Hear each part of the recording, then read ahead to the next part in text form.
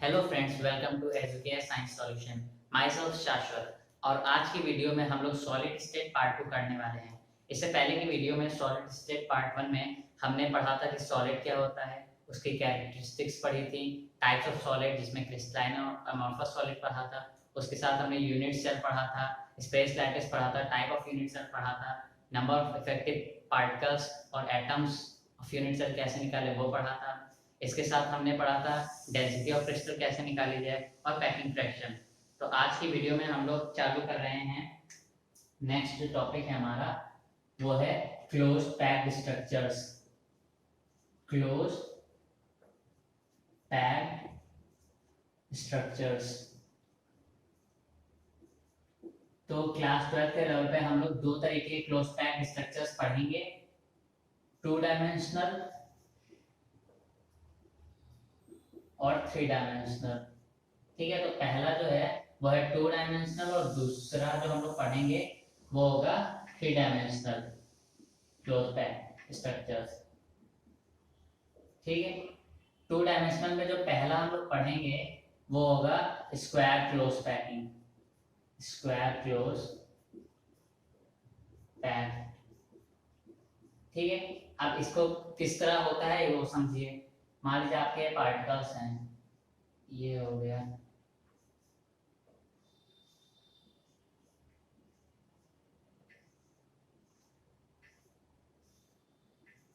Particles एक के ऊपर ही दूसरा अरेंज्ड होगा। ठीक है, तो आप देख रहे हो कि यहाँ पे एक स्क्वायर का फॉर्मेशन हो रहा है, इसीलिए इसको स्क्वायर क्लोज पैकिंग स्ट्रक्चर्स बोला जाता है। जो ए लेयर होगी वो सारी ए ही लेयर होगी, मतलब एक के ऊपर एक बराबर होगी। इसका जो पैकिंग फ्रैक्शन आता है वो होता है 52.4%। ठीक है, और इसका कोऑर्डिनेशन नंबर भी जान लीजिए। कोऑर्डिनेशन नंबर इसका 4 होगा, क्योंकि एक जो सेंटर पार्टिकल है वो 4 पार्टिकल से डायरेक्ट कांटेक्ट में है। तो ये तो हो गया आपका क्लोज स्क्वायर क्लोज पैक। इसमें दूसरा आता है हेक्सागोनल क्लोज पैक स्ट्रक्चर्स। ठीक है, हेक्सागोनल क्लोज पैक स्ट्रक्चर्स में क्या होता है, जो मान लो आपकी ए लेयर जो है वो ये है,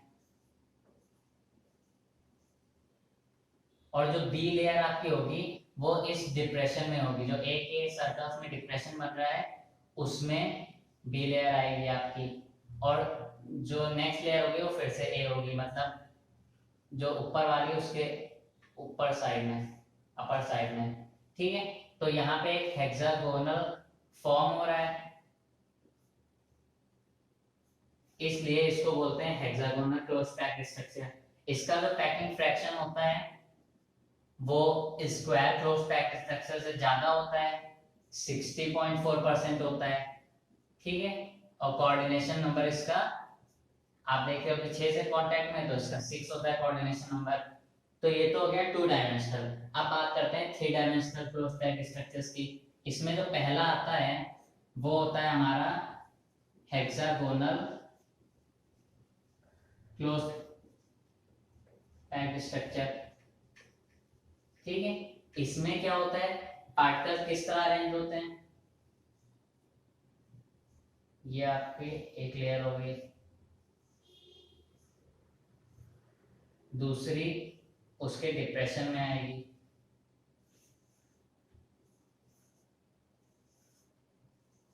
और तीसरी फिर से उसके अपर साइड में, जैसे कि पहले था। ठीक है, और इसमें जो नेक्स्ट जो होंगी वो कुछ इस तरह से आएगा, इस तरह से सर्कल बनेंगे, और इसी तरह से पीछे भी बनेंगे। तो ये हो गया थ्री डायमेंशनल हो गया। ठीक है, इसका जो पैकिंग फ्रैक्शन होता है वो हो गया 74%। 74% हो गया पैकिंग फ्रैक्शन, और इसका कोऑर्डिनेशन नंबर 12 हो गया। आपको बस क्या करना है कि इस तरह का स्ट्रक्चर बनाना है, ए बी ए के फॉर्म में, और जो सर्कल होगा उसके 3 ऊपर और 3 पीछे की तरफ बनेंगे तो पीछे तो बना सकते हैं, अपर से समझ लेंगे। तो इसको जो सेंटर का है उसे टच कितने हैं, तो 6 तो ये हो गए, 7 8 9 और 3 पीछे 10 11 12, तो इसका कोऑर्डिनेशन नंबर 12 हो गया। अगर नेक्स्ट की जो बात करें वो है क्यूबिक क्लोज पैक। ठीक है, क्यूबिक क्लोज पैक में क्या है, स्ट्रक्चर जो है वो आप इस वाले को देखो, एक स्क्वायर जैसा फॉर्मेशन होगा, सारी लेयर एक के ऊपर एक पार्टिकल्स।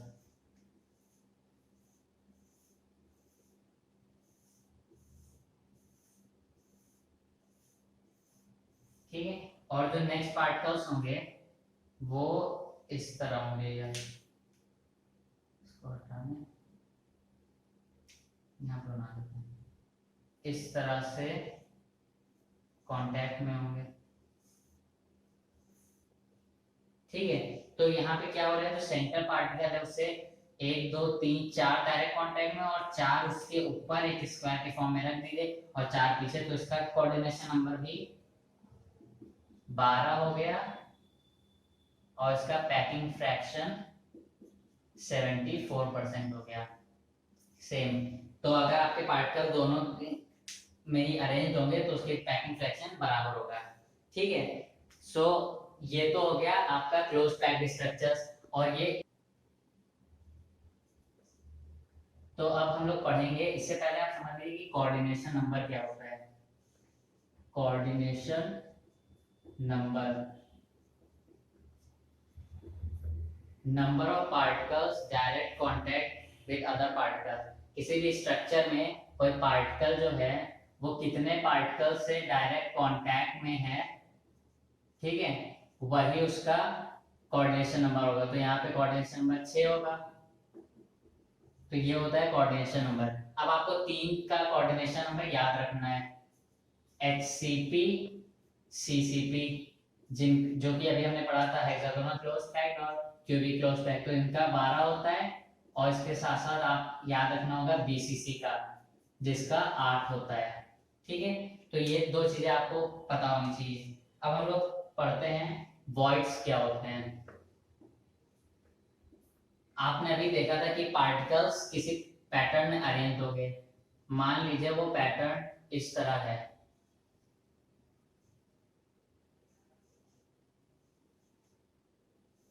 ठीक है, और यहाँ पे जो ये स्पेस बची हुई है, इसी स्पेस को हम लोग वॉइड बोलते हैं। ठीक है, तो जब पार्टिकल्स किसी भी लैटिस फॉर्म में अरेंज होते हैं तो उसके बीच में जो स्पेस बच जाती है वही वॉइड्स होती है। अब ये वॉइड्स 2 तरीके के हैं, पढ़ेंगे हम लोग। पहला है टेट्राहेड्रल वॉइड। ठीक है, टेट्राहेड्रल वॉइड कैसे बनेगा, मान लीजिए आपके पार्टिकल्स एक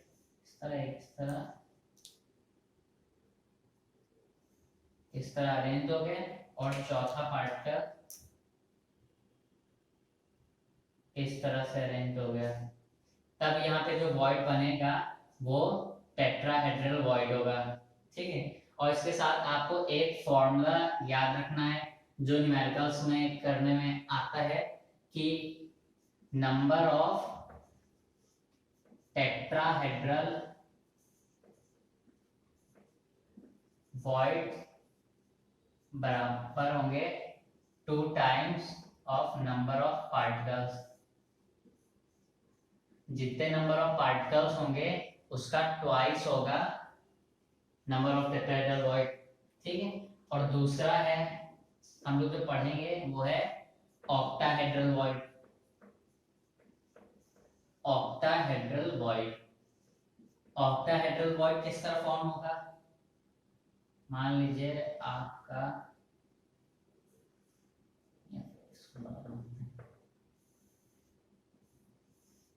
इस तरह पार्टिकल्स अरेंज हैं, और जो नेक्स्ट लेयर है वो इस तरह फॉर्म होगी। ठीक है, तो तब यहाँ पे जो इस तरह से वॉइड बनेगा वो होगा हमारा ऑक्टाहेड्रल वॉइड। और इसमें जो रिलेशन आपको याद रखना है वो है नंबर ऑफ ऑक्टाहेड्रल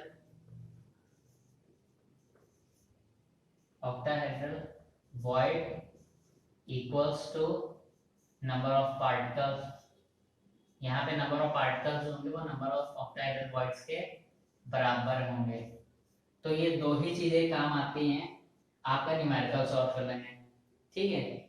और अगर इसके साथ आप एक न्यूमेरिकल देख लीजिए, मान लीजिए आपको एक क्वेश्चन दिया है कि एलिमेंट्स ए और बी आपको दिए हुए हैं, उसमें जो एटम बी है वो सीसीपी अरेंज्ड है और जो एटम ए है वो ऑक्यूपाई कर रहा है 2/3 ऑफ टेट्राहेड्रल वॉइड। तो आपको फॉर्मूला बताना है कंपाउंड का। तो इस तरह का न्यूमेरिकल्स आते हैं बोर्ड में और आ सकते हैं इस बार भी।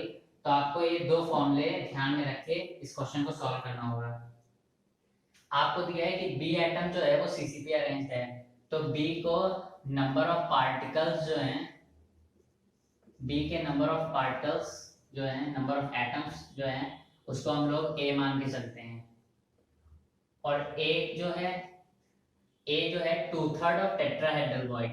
टेट्राहेड्रल वॉइड में अभी मैंने बताया था कि नंबर ऑफ टेट्राहेड्रल वॉइड होगा वो 2 times of number of particles होगा, ठीक है।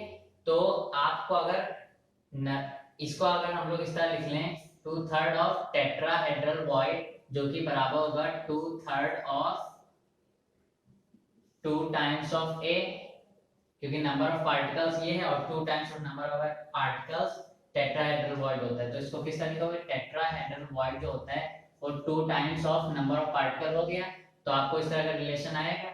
तो ए जो होगा वो होगा 4a/3, ठीक है। और बी जो हो गया वो हो गया आपका ए। तो अगर हम लोग ए रेशियो बी रखते हैं तो यहाँ किस तरह का आएगा 4a/3/a, ठीक है।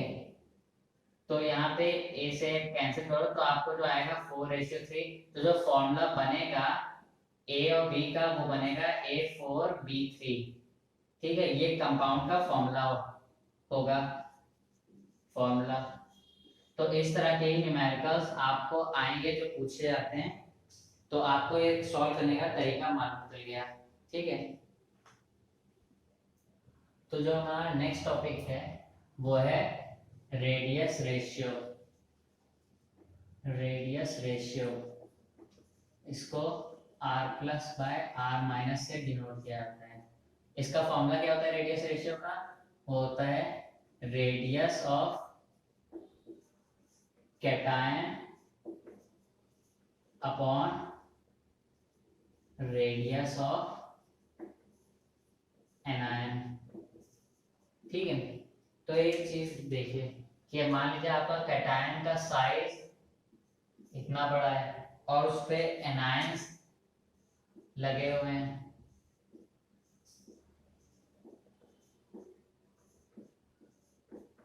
ठीक है। इस तरह से एनायंस पे लगे हुए हैं। तो ये तो कॉमन सी बात है कि अगर आप कैटायन का साइज बढ़ाएंगे तो नंबर ऑफ एनायंस उस पे अटैच होंगे वो भी बढ़ जाएंगे।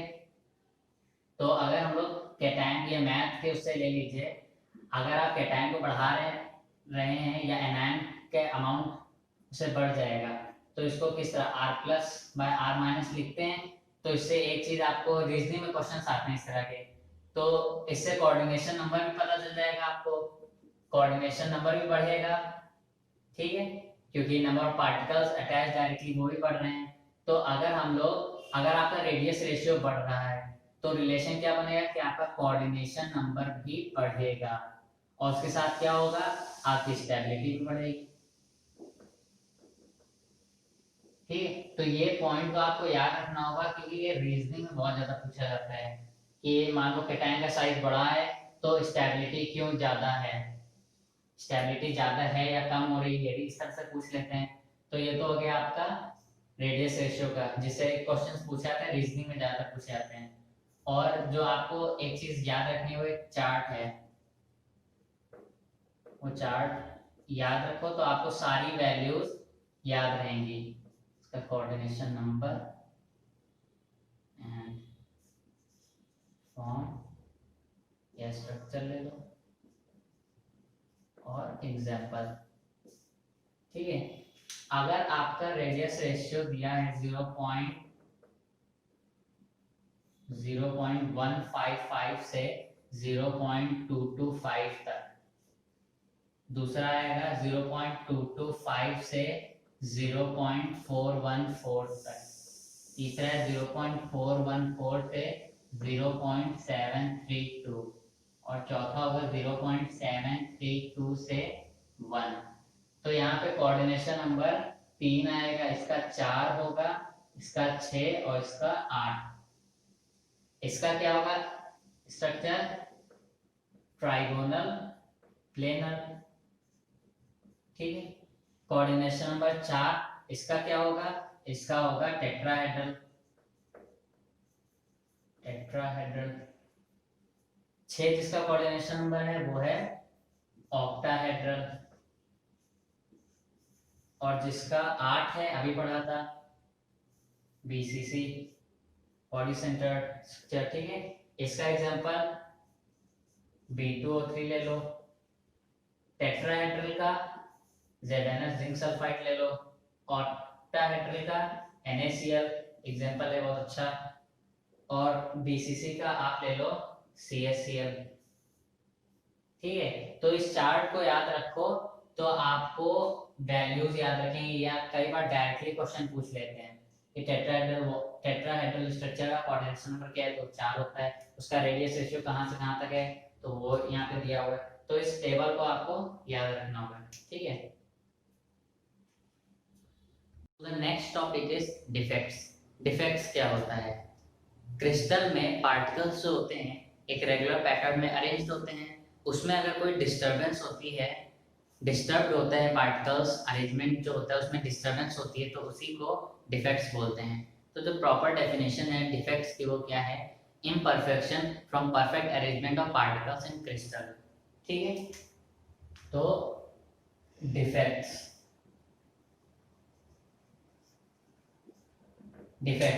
क्या होता है? imperfection from perfect arrangement of particles in crystal। ठीक है। तो ये तो है डिफेक्ट्स की डेफिनेशन। अब क्लास 12th लेवल पे हम लोग दो तरीके के डिफेक्ट्स पढ़ेंगे, पॉइंट डिफेक्ट और लाइन डिफेक्ट। सो डिफेक्ट दो तरीके के पढ़ेंगे,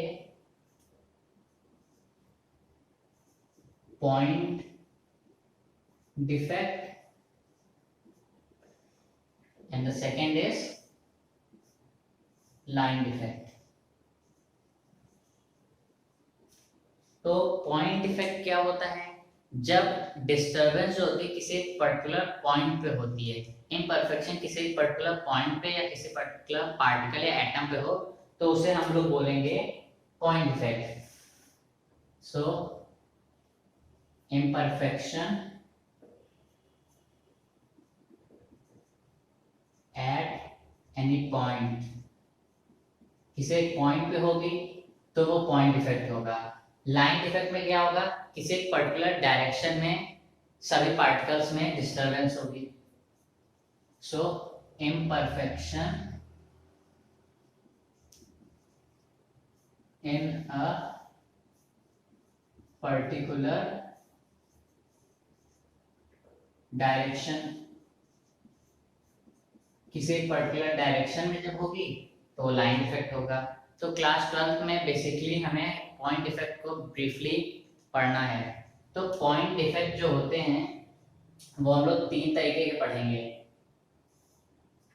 पहला है स्टोइचियोमेट्रिक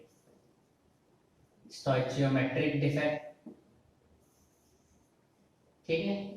दूसरा है इम्प्योरिटी डिफेक्ट, और जो तीसरा है वो है नॉन स्टोइचियोमेट्रिक डिफेक्ट। ठीक है, अब स्टोइचियोमेट्रिक डिफेक्ट भी 4 तरीके के हम लोग पढ़ेंगे। पहला है वैकेंसी डिफेक्ट, दूसरा है इंटरस्टिशियल डिफेक्ट,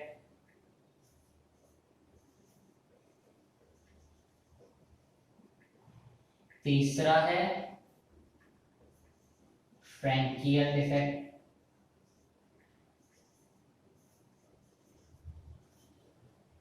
और चौथा है स्कॉटकी डिफेक्ट, स्कॉटकी डिफेक्ट। ठीक है, और नॉन स्टोइचियोमेट्रिक डिफेक्ट में हम लोग 2 तरीके के पढ़ेंगे, मेटल एक्सेस और मेटल डेफिशिएंट। लेकिन इसके साथ साथ एक और आपको चीज समझनी पड़ेगी, वो होता है एफ सेंटर। ठीक है, तो सबसे पहले हम लोग पढ़ेंगे वैकेंसी डिफेक्ट। अच्छा, स्टोइचियोमेट्रिक डिफेक्ट कैसे होते हैं? वो डिफेक्ट जिसमें पार्टिकल की स्टोइचियोमेट्री में कोई चेंज ना हो, पार्टिकल के कंपोजिशन में कोई चेंज ना हो, तो वो तो होते हैं स्टोइचियोमेट्रिक डिफेक्ट। ठीक है, अब उसका पहला है वैकेंसी डिफेक्ट। वैकेंसी डिफेक्ट कैसे होता है? मान लीजिए ये आपके पार्टिकल्स यहाँ पे प्रेजेंट हैं,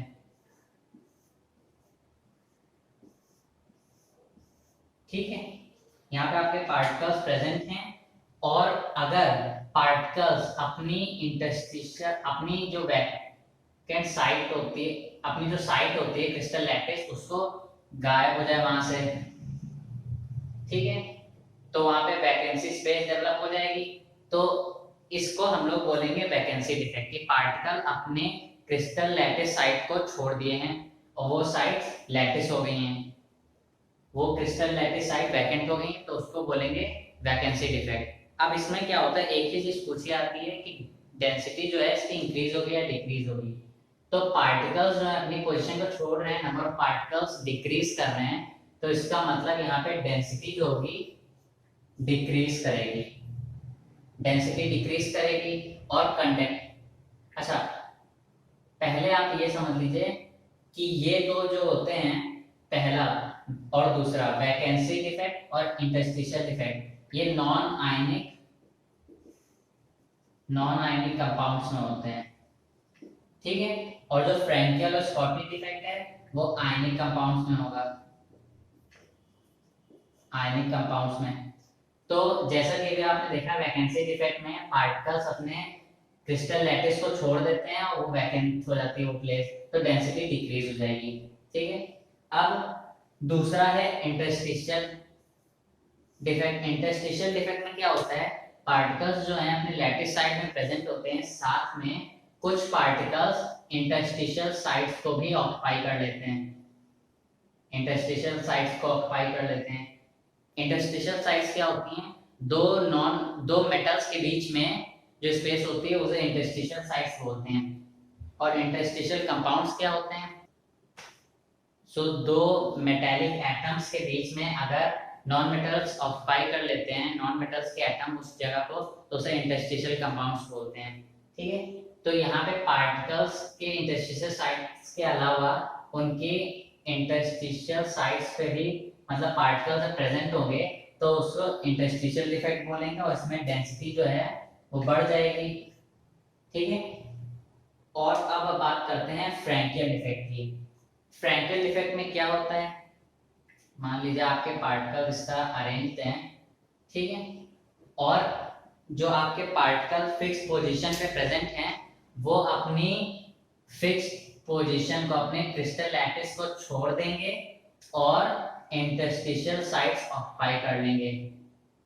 ठीक है, इंटरस्टिशियल साइट्स ऑक्युपाई कर लें, अपनी फिक्स पोजीशन छोड़ दी और वहां पे से इंटरस्टिशियल साइट्स को ऑक्युपाई कर लिया, तो इसको बोलेंगे फ्रैंकियल डिफेक्ट। इसमें क्या होगा, ये इसमें पार्टिकल्स, नंबर ऑफ पार्टिकल्स में कोई चेंज नहीं हुआ, तो डेंसिटी में भी कोई चेंज नहीं होगा, लेकिन इसमें जो होगा स्टेबिलिटी डिक्रीज करेगी।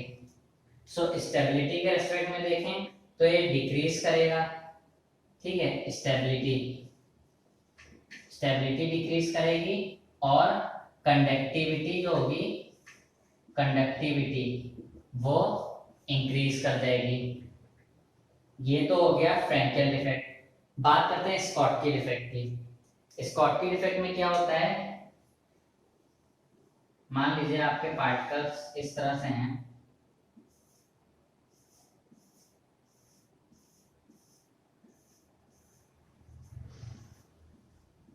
ठीक है, प्लस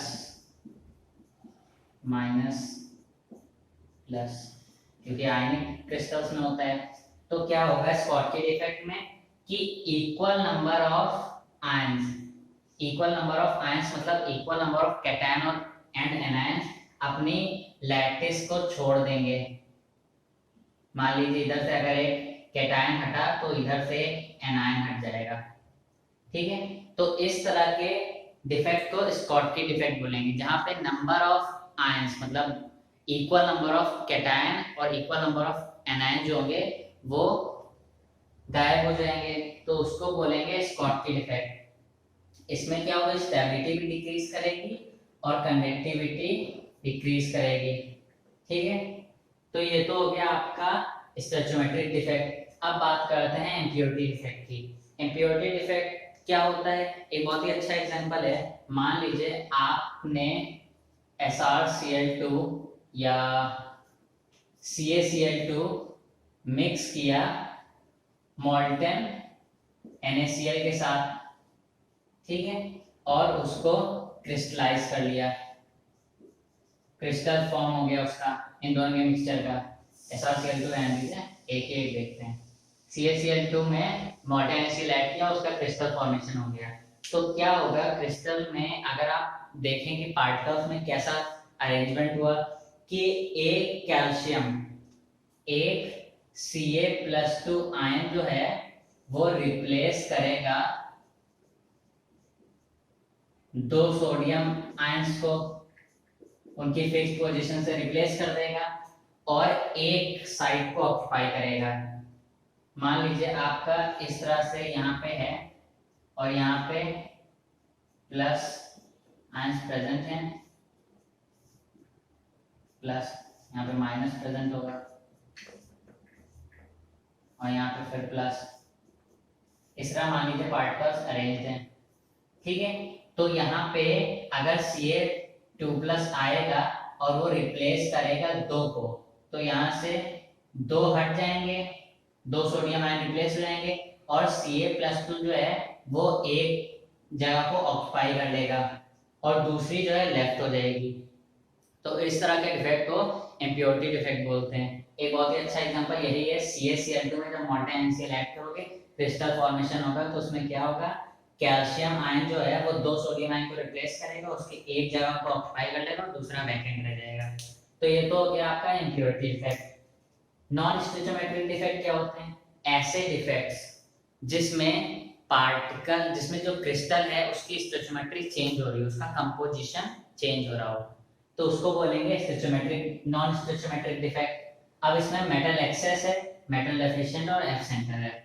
मेटल एक्सेस कब कब हो सकता है, मतलब कैटायंस का नंबर इंक्रीज हुआ है, तो ये तो तभी हो सकता है दो कंडीशंस में, कि या फिर कैटायंस जो हैं वो इंटरस्टिशियल साइट्स को भी ऑक्यूपाई कर लें, कैटायंस आए बाहर से और इंटरस्टिशियल साइट्स को ऑक्यूपाई कर लें, नंबर ऑफ आपके जो कैटायन आयंस होगा वो इंक्रीज हो जाएगा, मेटल एक्सेस हो जाएगा। दूसरा तरीका क्या है कि एनायंस जो होंगे वो अपनी फिक्स पोजीशन छोड़ दें और हट जाएं क्रिस्टल से, तब भी metal, number of metal increase हो जाएगा, नंबर ऑफ कैटायन इंक्रीज हो जाएगा। तो ये तो हो गया, दो हो गया मेटल एक्सेस के। मेटल डेफिशिएंट क्या होगा कि आपके एनायंस आए और इंटरस्टिशियल साइट को ऑक्यूपाई कर लें, और वैसे ही अपोजिट भी वैसे ही हो जाएगा कि कैटायन जो अपने ओरिजिनल पोजीशन को छोड़ दें। तो ये तो हो गया मेटल डेफिशिएंट। एफ सेंटर क्या होता है, तो अब बात करते हैं एफ सेंटर की। एफ सेंटर में मान लीजिए क्या होता है, एफ सेंटर मान लीजिए ये आपके क्रिस्टल में पार्टिकल्स अरेंज्ड हैं, पॉजिटिव ये नेगेटिव हो गया, एनायंस यहाँ प्रेजेंट है, ठीक है, और ये फिर कहते हैं मान लीजिए इस तरह पार्टिकल्स अरेंज्ड हैं। अब इसमें क्या हो, एनायनिक वैकेंसीज क्रिएट हो जाए, मतलब एनायंस अपनी पोजीशन छोड़ के बाहर आ जाएं, ठीक है। तो यहाँ पे एनायनिक वैकेंसीज क्रिएट होंगी, ये बाहर आ जाए, एनायनिक वैकेंसीज क्रिएट हो गई, एनायनिक वैकेंसी, ठीक है। और अनपेयर्ड इलेक्ट्रॉन्स इस वैकेंसी को ऑक्यूपाई कर लें, unpaired electrons, unpaired electrons, unpaired electrons जब इन पोजीशन को ऑक्यूपाई कर लेंगे तब जो होगा उसे हम लोग फेज सेंटर बोलेंगे, फेज सेंटर, ठीक है। ये इसकी डेफिनेशन पूछी आती है और एग्जांपल पूछा आता है, रीजन पूछा आता है कि क्या एफ सेंटर कलर इंपार्ट करते हैं, तो हाँ करते हैं, इसी प्रॉपर्टी की वजह से कि जब unpaired electrons in anionic vacancies को ऑक्यूपाई कर लेंगे तो ये जो कंपाउंड बनेगा वो कलर इंपार्ट करेगा क्रिस्टल में, ठीक है। तो इसकी एक प्रॉपर्टी जो है इम्पार्ट या फिर इम्पार्ट कलर ऑन क्रिस्टल, ठीक है। तो ये हो गया एफ सेंटर, और यहाँ पे हमारे जो है चैप्टर सॉलिड स्टेट कंप्लीट होता है। Thank you.